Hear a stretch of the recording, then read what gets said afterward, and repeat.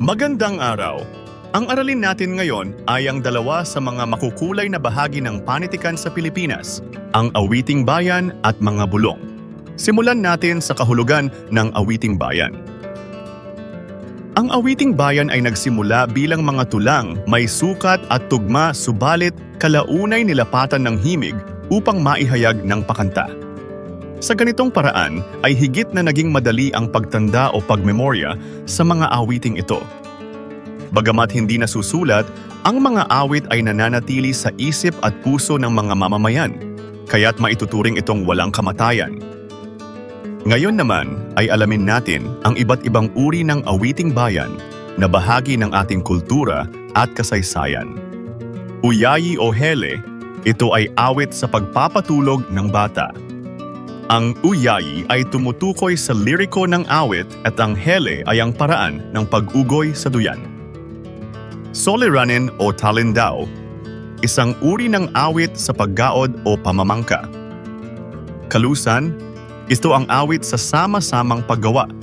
Maaaring awitin ito bago, habang o pagkatapos ng paggawa.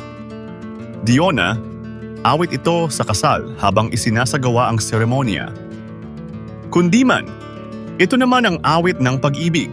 Maaaring ang tema nito ay malungkot kung nabigo ang binatang umaawit at masaya naman kapag may pag-asa ang nanliligaw.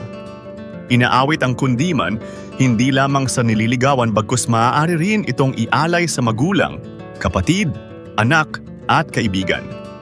Sa Bisaya, tinatawag itong balitaw, sa Ilocano ay pamulinawen at uso sa mga Negrito. Kumintang, ito ay awit bago o pagkatapos ng pakikipagdigmaan. Sambotani, ito ay awit ng pagtatagumpay. Dalit, ito naman ang awit sa mga anito na nagpapakita ng pagsamba at paggalang o imno sa mga Diyos-Diyosan ng mga Bisaya. Dungaw, ito ang awit ng pagdadalamhati ng mga Ilocano sa patay. Umbay, awit ito ng nangungulila dahil sa kawalan ng nagmamahal na magulang. Ditso, ito naman ang awit mula sa mga batang naglalaro sa lansangan. Narito ang ilan sa mga halimbawa ng awiting bayan sa Kabisayaan. Mula sa Cebu, si Pelimon, si Pelimon. Si Pelimon, si Pelimon, namasol sa karagatan.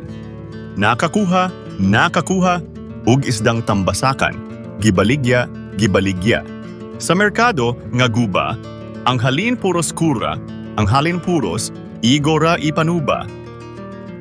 Ito naman ang salin sa Tagalog ng si Pelimon, si Pelimon. Si Pelimon, si Pelimon, ng isda sa karagatan, nakahuli, nakahuli, ng isdang tambasakan, pinagbili, pinagbili, sa isang munting palengke. Ang kaniyang pinagbilhan, pinambili ng tuba. Mula naman sa Iloilo, narito ang awiting bayan na Ili-ili tulog anay. Ili-ili tulog anay, wala diri, imong nanay, kadto tienda, bakal papay, ili-ili tulog anay. Sa Tagalog, batang munti, matulog na, wala rito, ang iyong nanay, siya'y bumili ng tinapay, batang munti, matulog na. At sa mga Hiligaynon, narito ang kanilang halimbawa ng awiting bayan na pinamagatang Dandansoy. Dandansoy, bayaan ta ikaw, pauli ako sa payaw. Ugaling kung ikaw hidlawon, ang payaw imo lang lantawon. Dandansoy, kung imo apason, bisan tubig di ka magbalon. Ugaling kung ikaw uhawon, sa dalan magbubon-bubon. Ito naman ang salin nito sa Tagalog. Dandansoy, iiwan na kita, babalik ako sa payaw. Sakaling ikay mangulila, sa payaw ikaw ay tumanaw. Dandansoy kung ako'y iyong susundan, kahit tubig huwag ka nang magbaon. Kung sakaling ikaw ay mauhaw, sa daan gumawa ka ng munting balon. Ang mga awiting ito ang tinaguriang mga awiting bayan. Ating tandaan na noon pa mang bago dumating ang mga mananakop sa ating bansa, Bahagi na ng kultura ng mga Pilipino ang mga awit na nagsimula sa pagsamba at pagdiriwang ng iba't ibang okasyon. Mahilig talagang kumanta ang mga Pilipino at likas silang masayahin. Kahit na nakararamdam ng kalungkutan o kabiguan, ay kanila itong idinadaan sa pag-awit. Makikita din sa mga awiting bayan ang mayamang kultura at tradisyon sa iba't ibang panig ng Pilipinas. Halimbawa, sa mga kundiman, malinaw na naipapakita kung paano magmahal ang mga Pilipino. Dumako naman tayo sa mga bulong. Ano nga ba ang bulong? Ang bulong ay isang sinaunang tawag sa orasyon ng mga unang tao sa kapuluan ng Pilipinas. Itinuturing ito bilang isang uri ng panalangin na may layuning makamit ang isang inaasahang pangyayari o pagbabago sa kapalaran sa hinaharap. Ayon sa UP Diksionaryong Filipino, ang bulong ay tumutukoy sa pagsasalita ng mahinang-mahina, karaniwang sa pamamagitan ng hininga imbes na sa lalamunan, lalo na kung may layuning ilihim ito. Maaari rin itong mga hulugan ng paninirang puri sa talikuran o ng paggamit ng mahiwagang mga salita. Pinaniniwalaan din ito bilang pananggalang sa masasamang espiritu, kaya't itinuturing itong isang anyo ng pangkulam o pang-engkanto ng mga bagobo sa Mindanao. Hanggang ngayon, ginagamit pa rin ito sa mga lugar sa Katagalugan at Kabisayaan. Isa sa mga halimbawa ng paggamit nito ay kapag napapadaan sa mga daang may punso. Ayon sa matandang paniniwala, ang punso ay tirahan ng mga nuno na kung matapakan ay maaaring magalit at magdulot ng karamdaman sa nakatapak. Upang makaiwas sa ganitong insidente, kailangang bigkasin ang bulong gaya ng tabih-tabih po o bari-bari sa mga Ilocano.